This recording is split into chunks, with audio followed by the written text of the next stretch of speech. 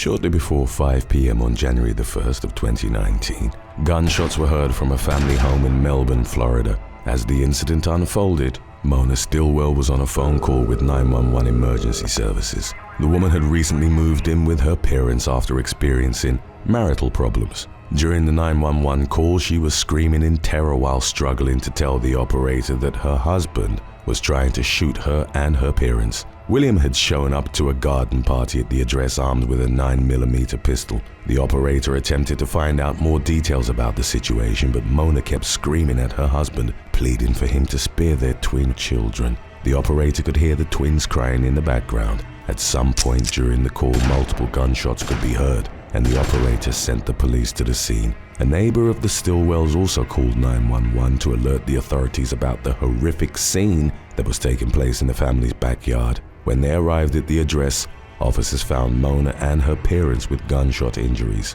While the children had escaped the home and had run to a neighbor's home, William was arrested on charges of felony attempted murder, armed burglary, child abuse, and concealing a firearm. He told the police that he'd become enraged upon finding a video on his wife's phone of her and his best friend having intercourse. Mona, her mother, and father were transported to the hospital in stable condition and were treated for their gunshot wounds.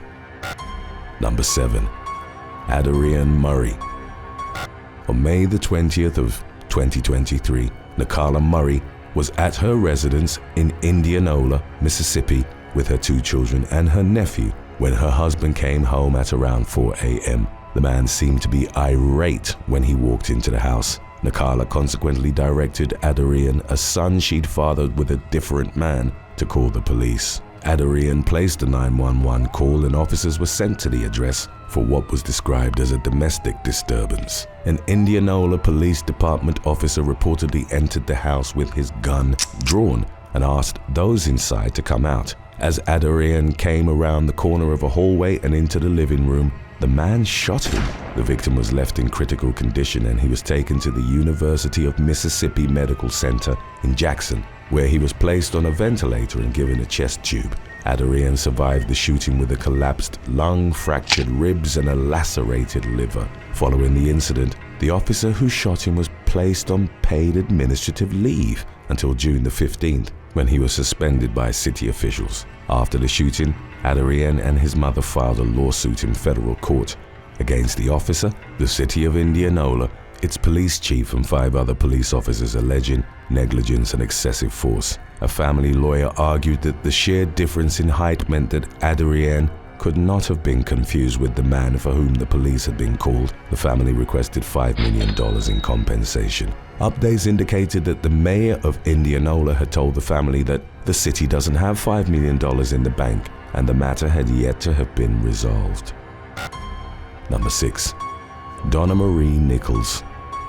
50-year-old Donna Marie Nichols went to a Hardee's fast food restaurant in Rockwood, Tennessee, and bought a hamburger on March the 28th of 2012. Shortly after taking a bite from the sandwich, the woman called 911. She told the operator that her food was no good. According to a transcript of the call, Nichols claimed to have recently been released from the hospital and that she'd worked for 7 hours just to purchase the hamburger, which she described as nasty. She then called the emergency services a second time to complain about her food, and a police officer was dispatched to her location. During her face-to-face interaction with the cop, Nichols revealed that she'd called Hardee's prior to alerting the police and an employee had asked her to come back for a refund. Nichols was arrested for abuse of the 911 system and booked into the county jail with her bail set at $1,500.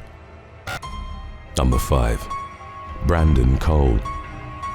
On August the 5th of 2023, a Colorado resident called 911 to report a domestic violence incident happening in his Denver neighborhood. Officers were dispatched to 36-year-old Brandon Cole's home, where he lived with his wife and his teenage son. One of Cole's neighbors had told the emergency services operator that the man may have pushed his wife out of a wheelchair and that it was possible he was intoxicated. When officers arrived at the scene, they found the man in the street and his wife lying on the ground next to her wheelchair. The woman asked the police not to pull guns on her husband. Cole reportedly seemed agitated as 2 officers started talking to him and he refused to put his hands up. He was reported to have concealed one of his hands behind his back while holding an unidentified object.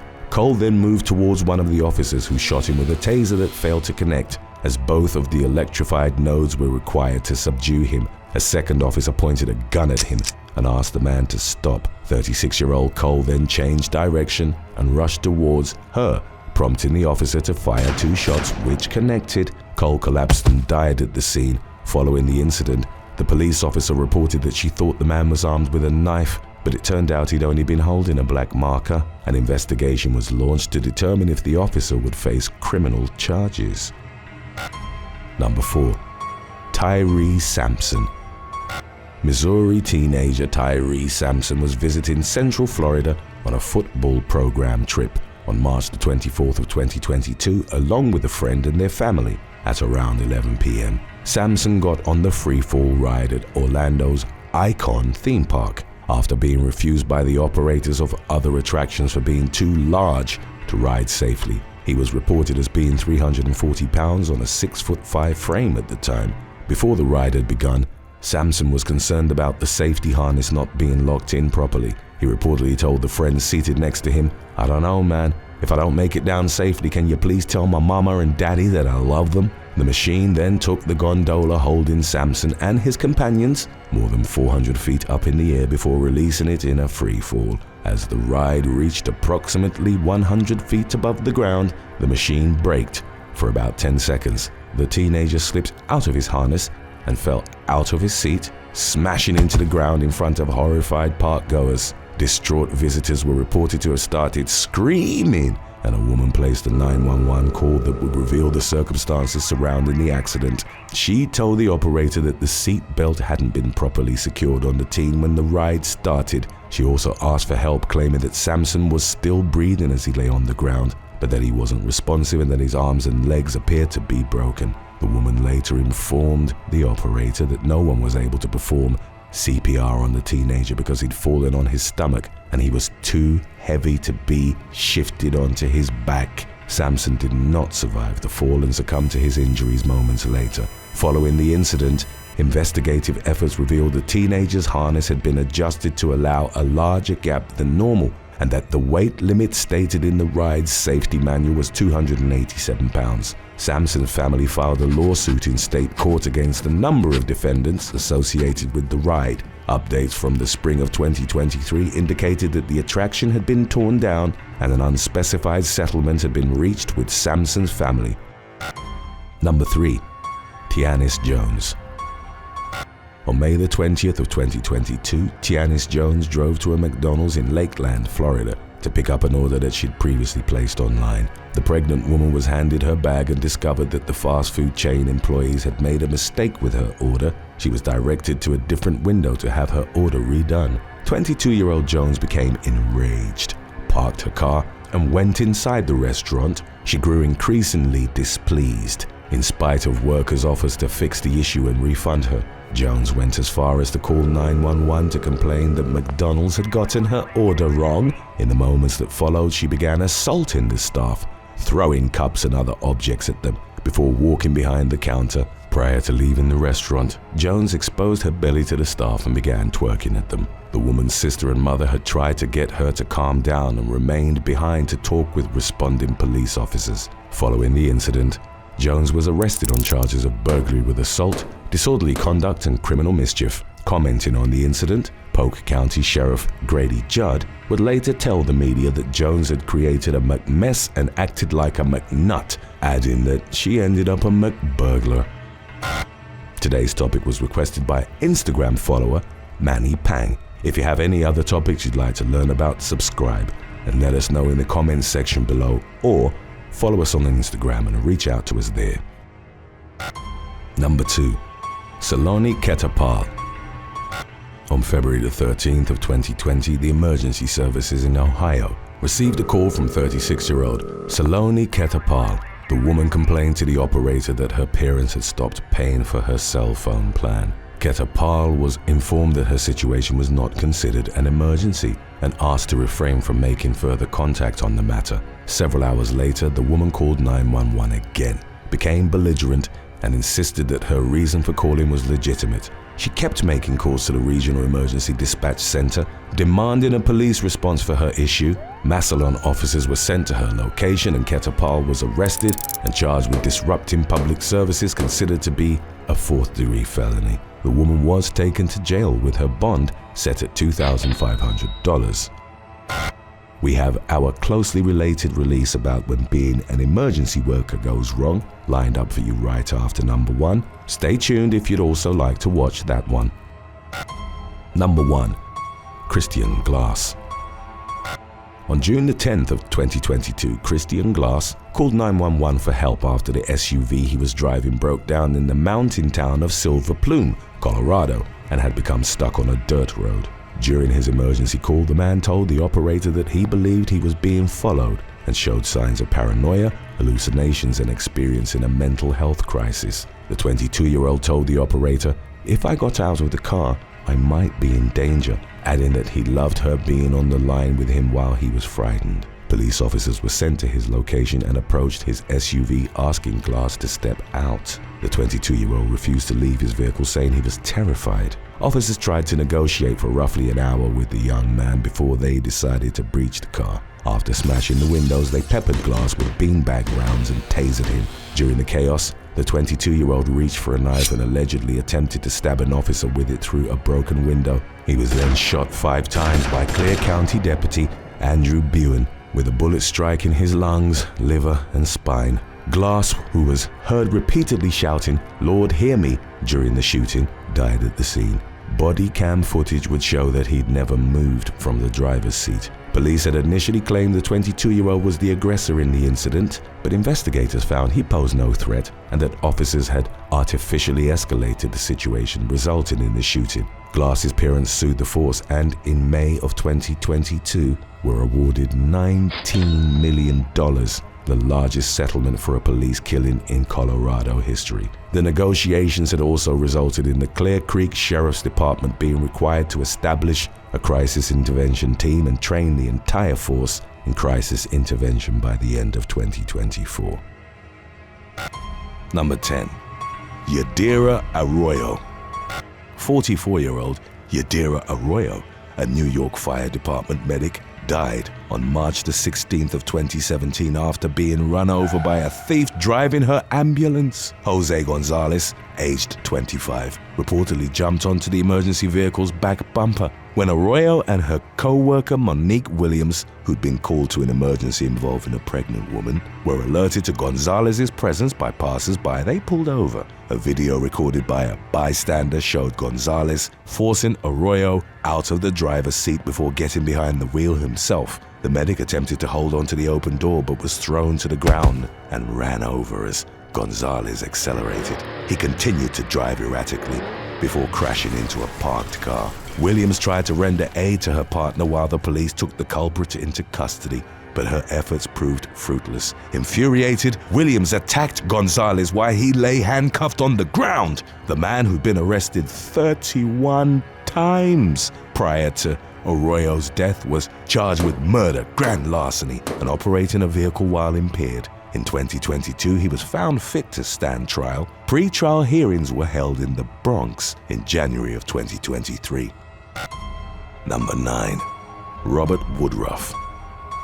British paramedic Robert Woodruff drunkenly crashed into cyclist Richard Goodwin on June the 26th of 2021, killing him instantly. 36-year-old Woodruff had gotten behind the wheel of his father's red Nissan Juke despite having consumed 10 pints of Guinness at a Yorkshire pub that night. He'd reportedly become obsessed with a co-worker and decided to crash her barbecue party, even though she refused to take his calls. One witness later told police Woodruff started tailgating him with the Nissan Juke, reaching up to 80 miles per hour and driving erratically moments before the accident. Woodruff made a sudden swerve to overtake the car in front of him. He then drove directly onto the opposite side of the road while distracted by his phone and collided head-on with Goodwin on his bicycle. The victim, a 56-year-old father of 5, was thrown over the hood of the car and, despite wearing a helmet, died from the devastating injuries he suffered. Woodruff's car went airborne before landing in the front yard of a cottage. Investigators found no marks on the road to suggest that Woodruff had made any attempts to brake in the moments leading up to the crash. During the trial, Woodruff continued to receive full payment from the ambulance service he worked for, even though he'd been suspended. He even managed to get a second job as a delivery driver. In spite of the pending charges against him, he was ultimately sentenced to 5 years and 4 months behind bars after pleading guilty to causing death by dangerous driving. His driver's license was suspended for 7 years and 8 months. Number 8. Yasmin Punchen. On April the 24th of 2021, Englishwoman Yasmin Punchen attacked 2 police officers and 2 paramedics after flagging down an ambulance in Middlesbrough. Punchen, 24 at the time, was hysterical when paramedics came across her on the street, but when they attempted to treat her, she violently lashed out at them. She began screaming for them to get off of her while walking into the middle of the road and flagging down other cars. When the female paramedic approached her once more, Punchen grabbed her hair and ripped out a handful before using a small blade to slash at the male first responder's face, inflicted a 3-inch cut.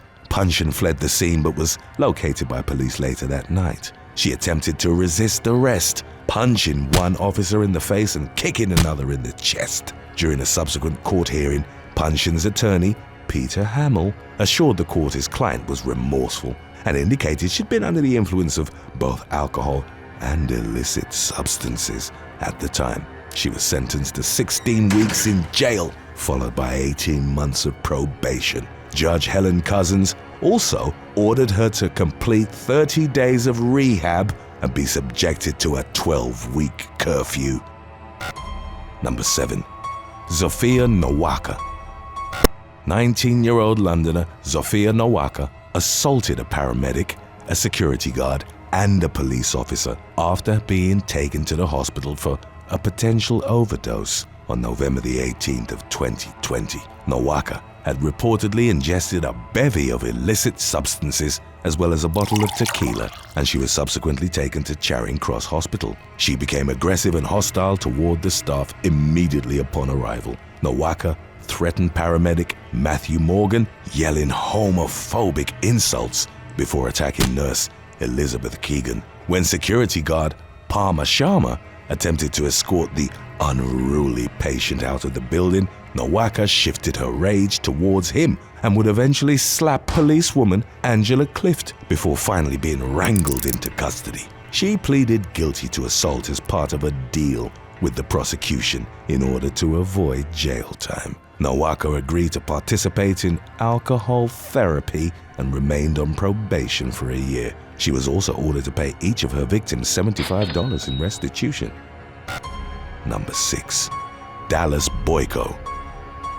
On September the 10th of 2022, Canadian paramedic Dallas Boyko died in a 2-car collision in Alberta. The incident occurred when a 27-year-old man in a Buick Skylark crossed Highway 39 center line and hit Boyko's ambulance. No patients were on board the emergency vehicle at the time of the crash, although Boyko was accompanied by a second paramedic. By the time the Royal Canadian Mounted Police arrived at the scene, both the Buick's driver and Boyko had succumbed to the injuries they'd sustained. The first male responder riding in the ambulance's passenger seat was rushed to the University of Alberta Hospital, his condition reported as critical. The police suspected the Buick's driver might have been under the influence at the time of the deadly collision.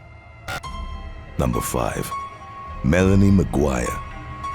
New Jersey nurse Melanie Maguire murdered her husband on April the 28th of 2004 and discarded his body in 3 separate suitcases. The media dubbed the 34-year-old woman the suitcase killer after it emerged that she'd dismembered her 39-year-old husband, William, before throwing 3 bags containing his remains into Chesapeake Bay, the largest estuary in the United States. Maguire forged a prescription for a powerful sedative, which she used to incapacitate the victim before fatally shooting him. Investigators also discovered she'd searched how to kill a person and undetectable poisons online in the days and weeks leading up to the incident. Maguire had reportedly purchased the murder weapon 2 days before committing the crime. She'd been dating her boss at the fertility clinic where she worked, Dr. Bradley Miller, and wanted to begin a new life with her lover. Miller